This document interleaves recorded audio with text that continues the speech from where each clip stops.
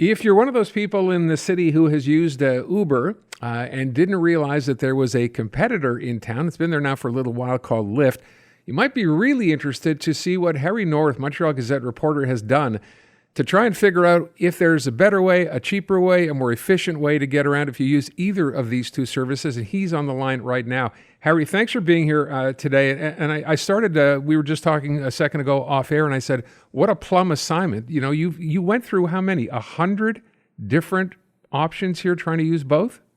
Yes, that's right. So thank you so much for having me on the air. So I was walking in Montreal one day, and I normally use Uber, and I noticed a cab pulled up beside me with a pink Lyft sign, and that got me thinking, there's another option out here, and it crossed my mind that they expanded last summer. So I started comparing, and over a week, as you said, I compared 100 routes. Some of them were rides I actually took, and some of them were hypothetical ones that I sort of plugged into the app at the same time.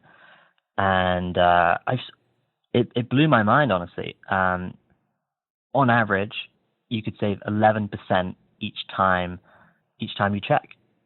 All right, so let's break this down, because first of all, you know, when you talk about checking, the impression I have, certainly after having read what you wrote, is most people don't, even if you knew Lyft was here as a competitor to Uber, most people don't bother checking, right?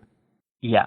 So there's been some research about this across North America, and a study in New York found that only 16% of the time people compare the apps. And that, you know, you can't take apple for apple, but I certainly didn't compare before. Most people I know who use ride-hailing services like Uber and Lyft didn't compare. So I think it's fair to say most people either don't know, or they just get used to one of the two apps, most likely Uber. Because it's been around longer. You also mentioned in the 100 trips that you went ahead and checked, Lyft was cheaper about 8 times out of 10. So that's pretty significant. Yes, and that's wild to me. 8 out of 10 times Lyft was undercutting Uber, and that didn't even include the promotions that they are currently putting out and discounts to try and entice people to use their app. And part of the reason for this is, you know, like we said, they already arrived in Montreal last summer, so they're really trying to penetrate the market and grab Uber's market share. And the way they do that is, well, one of the ways they do that is discounts, promotions for riders and drivers to get them using the service. So how would it work? Like, let's say, for example, you mentioned one that you were going to go from the Plateau, I guess, downtown. It was $13 on Uber. It was only $10 on Lyft. So maybe that not that significant, but depending on where you're going, can add up to a significant amount of money. Is the idea to check once on Uber and then immediately check on Lyft, or is there a method to the madness? No, there's no method to the madness, I'd say, but just, you know, be conscious of it and to compare the two apps when you looking to go somewhere. It only takes a couple of seconds or maybe up to a minute to compare. And on short rides, it might be $1, $2, $3. Longer rides, it could be larger savings. Over a long period of time, a month, a year, it really does add up. It's the price of a Netflix subscription, an Apple Music subscription. And also, I mean, one thing I didn't mention in the article is that, you know, it takes a few seconds to compare, but the ride is going to take at least a couple minutes to arrive anyway. So you're not really losing any time by checking another app. You might even get there earlier if the other apps are offering a driver faster. You know, I do remember at the outset, I wanted to try Lyft. I went ahead, booked a ride, and then, 5 minutes later was told, sorry, we have to cancel your ride. And I thought, well, there you go, new service, it doesn't make sense. That's not the case anymore, right? Well, not in my experience. Okay. I think some of this will depend on where you live and where you're calling rides from. And this is kind of part of the reason why people should play around and experiment for themselves, because, you know, it might be the case in one part of town, you consistently get better service than the other. And, you know, one thing that I found is particularly for longer rides, there's better service for Lyft and there's cheaper prices for Lyft. So when you say better service, what do you mean by that? I mean, better cars, bigger cars? What constitutes better service?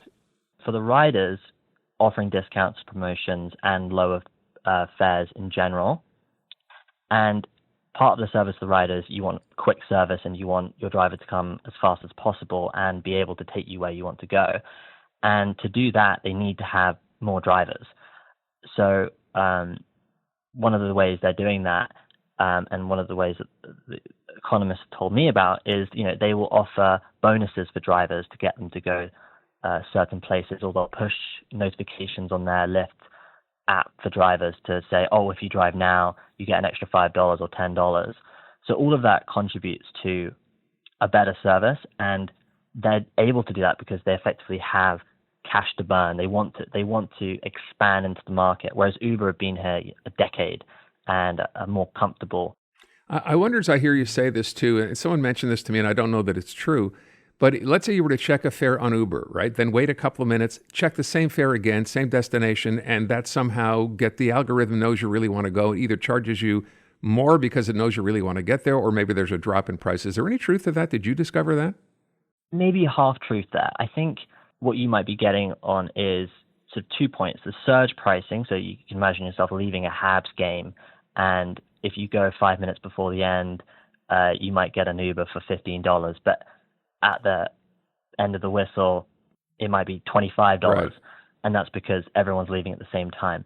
That isn't so much a question of Uber trying to take more money from you, more a question they're trying to solve the scarcity of drivers. 1 minute they need 10 drivers, another minute they need 100 drivers. And in order to do that, they have to effectively persuade these drivers to come across from Montreal to come into that area. And they do that by charging more money, and so the drivers can get more money.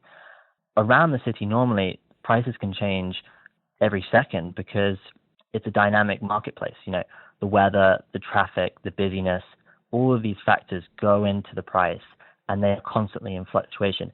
Even just a little bit can change it by $1, a big bit, $10, $15. So those are the types of factors that these services are including.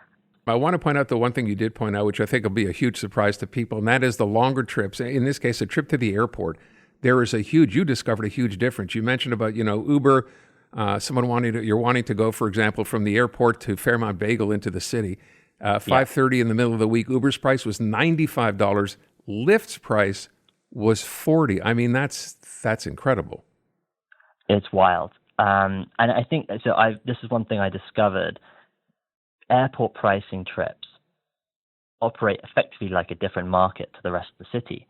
And that's because, when you arrive in the airport, you may not be from Montreal, you're probably tired, you just want to get home. And Uber have a bigger global footprint than Lyft right now. So if you're arriving in Montreal and you don't know Montreal, you may already have Uber, you may not know about Lyft. That enables Uber to charge more. And there's the caveat as well, Uber has a better location in the airport. So you come out of the departures, the arrivals, and Uber's right there, and Lyft's a 5-minute walk away. So all of that goes together. And like you said, it's a $55 price difference. And speaking on a personal level, when I come out of the airport, my question is, do I take the bus, the $10, or do you want to get home a bit faster and take a taxi or a Uber? If it's $95, there's no way I'm doing that. $35, $40, it's a question. It's a fascinating piece, and obviously, a lot of research that you put into this, so congratulations to you. And I think at the end of all this, I guess maybe the message is, before you commit one or the other, check. It takes an extra, as you said, 30 seconds or a minute, but it could save you a considerable amount of money. Absolutely. Harry, thank you so much. Really appreciate your time. Thank you so much. You bet. Take good care. Bye-bye. Canadian women are looking for more out of themselves, their businesses, their elected leaders, and the world around them. And that's why we're thrilled to introduce the Honest Talk podcast. I'm Jennifer Stewart. And I'm Catherine Clark. And in this podcast, we interview Canada's most inspiring women. Entrepreneurs, artists, athletes, politicians, and newsmakers, all at different stages of their journey. So if you're looking to connect, then we hope you'll join us. Listen to the Honest Talk podcast on iHeartRadio or wherever you listen to your podcasts.